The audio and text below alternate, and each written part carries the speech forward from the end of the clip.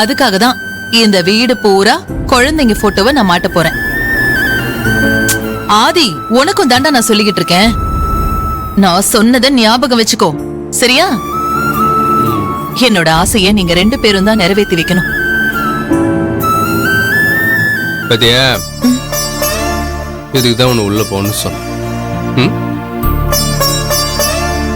நம்ம 2 பேருக்கும் குழந்தை இல்லைங்கிறத அவங்க எப்படி சொல்லி காட்டுறாங்கன்னு புரிஞ்சுதா? இப்போ வச்சோம் எப்பா பாரு அத்தை கூப்பிடுறாங்க, அத்தை அத்தை அத்தைன்னு ஓடிக்கிட்டே இருக்கிறிய.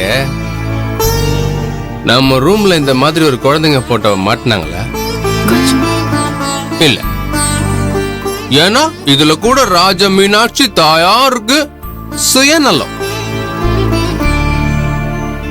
ஆமா கிலன், இந்த வீட்ல வாரிசு வேணுங்கிறது மட்டும் அம்மாவோட ஆசை இல்ல.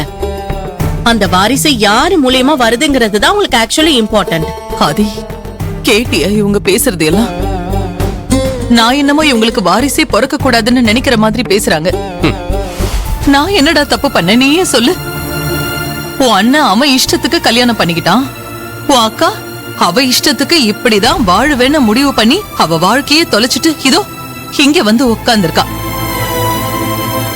இவங்க 2 பேரும் எடுத்த தப்பான முடிவுக்கு ஏன் மேல பழி போடுறாங்க. நானும் ஆதி காரணம். இவங்கெல்லாம் எனக்கு ஒரு வாரிசை பெத்து கொடுத்திருந்தாங்கன்னா நான் எதுக்குடா இந்த மாதிரி ஏற்பாடெல்லாம் பண்ணிட்டு இருக்க போறேன்? ஏன்னா நம்ம குடும்பம் நம்மளோட போயிடக்கூடாது. அது வழி வழியா வளரணும். நானும் ஆரம்பத்துல இவங்களை எல்லாம் நம்பினேன். ஆனா இவங்க என்ன ஏமாத்திட்டாங்களே. இவங்க மேல எனக்கு நம்பிக்கை போறதுக்கு காரணமே இவங்க தான். இப்ப எனக்கு இருக்கிற ஒரே ஒரு நம்பிக்கை நீதான் ஆதி. நீ மட்டும்தான் என்னோட ஆசையை நிறைவேற்ற முடியும். அம்மா, அவங்க ஏதோ சொல்லிட்டு போறாங்க, விடுங்கம்மா. நீங்க கவலைப்படாதீங்க. உங்க ஆசைய கண்டிப்பா நான் நிறைவேற்றுறேன். பாத்தியாடா, அம்மாவோட ஆசைய ஆதி நிறைவேற்ற போறேன்னு சொல்லியிருக்கான். இன்னும் ஒரே வருஷத்துல ஆதிக்கும் ஸ்வேதாக்கும் பிறக்கிற வாரிசு இந்த வீட்ல துள்ளி விளையாட போகுது.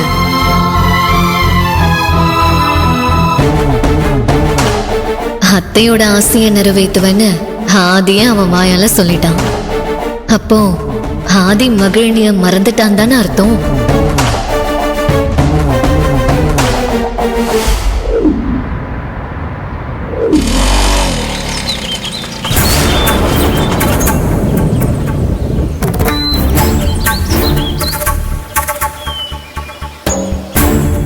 பாட்டி, பாட்டி, மதி வரா. அவ முன்னால முகத்தை சோகமா வச்சுக்காத. எக்காரணத்தை கொண்டும் எனக்கு கேன்சர் இருக்கிற விஷயம் அவளுக்கு தெரியவே கூடாது பாட்டி.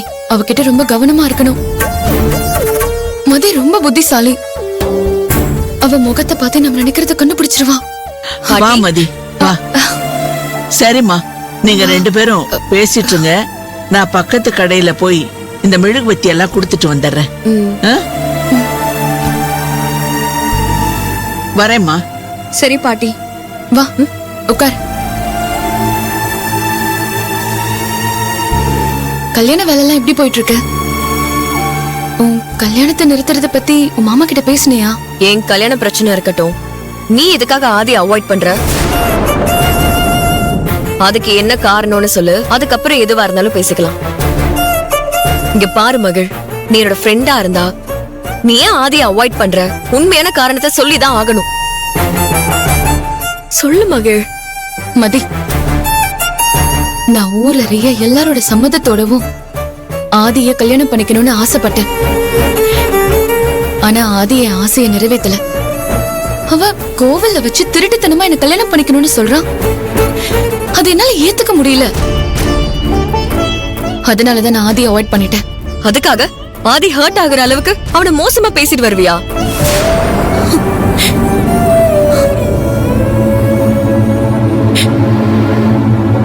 ஆதி எப்படி மனசுடைஞ்சு போயிருக்கான்னு தெரியுமா? நீ அவனை அவாய்ட் பண்ணிட்டேன்னு அவன் பைத்தியக்கார மாதிரி ஆயிட்டா மகள். நீ வேலையை விட்டு போனதுக்கு அப்புறமும் நீ வேலைக்கு வர மாதிரி கற்பனை பண்ணிட்டு ஹாஸ்பிட்டல்ல ரொம்ப இமோஷனலா நடந்துகிட்டான்.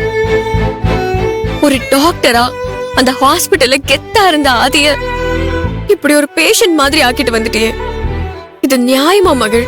சொல்லு. அன்னைக்கு எல்லா ஸ்டாஃபுக்கு முன்னாடியும் ஆதி மயக்கமாகி விழுந்துட்டான் தெரியுமா?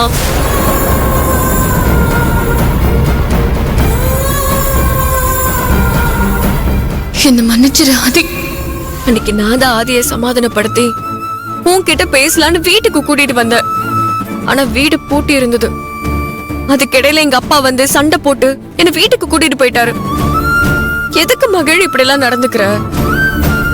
எதுக்கு எல்லாரையும் இப்படி கஷ்டப்படுத்துற? ஆதி பாவம் மகள். நீ அவனை மறந்துருன்னு சொன்னா அவன் எப்படி உன்னை மறப்பான்? மறக்கிற மாதிரியே நீங்க 2 பேரும் பழகுனீங்க. கூடவே இருந்து உங்க காதல பாக்குற என்னாலேயே இதை ஏத்துக்க முடியல. ஆதி எப்படிதான் தாங்குவான்? எப்படி இந்த மாதிரி ஒரு முடிவெடுத்த? இது ரொம்ப தப்பு மகள். இல்ல மதி, நான் சரியாதான் முடிவெடுத்திருக்கேன். ஆதியோட அம்மா சம்மதம் இல்லாம அவனை கல்யாணம் பண்ணிக்கிறதே வேஸ்ட். அந்த வீட்ல ஒரு பிடிக்காத மருமகளா என்னால இருக்க முடியாது. இப்ப நீ கூட தான் அர்ஜுன பிடிக்கலன்னு சொல்ற. அந்த மாதிரிதான் எனக்கு இப்போ ஆதிய பிடிக்கல. ஏய், என்னடி முட்டாள் மாதிரி பேசுற? உன் பிரச்சனை என் பிரச்சனையும் ஒண்ணா? அந்த அர்ஜுன் ஒரு கிரிமினல் டி. அவன் ஒரு சைக்கோ. அவனை போய் ஆதி கூட கம்பேர் பண்ண முடியுமா? ஏய், ஆதி நம்ம ஃப்ரெண்டா இருந்தவன். அவனை பத்தி எல்லாமே நமக்கு தெரியும். நீங்க 2 பேரும் ஒருத்தருக்கு ஒருத்தர் நல்லா புரிஞ்சுக்கிட்டதுக்கு அப்புறம் தான் காதலிக்கவே ஆரம்பிச்சீங்க. நியாயமா பார்த்தா உங்களுக்குள்ள பிரச்சனை வரவே கூடாது. அப்படி பிரச்சனை வருதுன்னா அது நம்புற மாதிரியே இல்ல. இங்க பாரு மதி, நீ நானும் க்ளோஸ் ஃப்ரெண்ட்ஸ். நான் எந்த முடிவெடுத்தாலும் அது சரியாதான் இருக்கும்னு நீ நம்பணும்.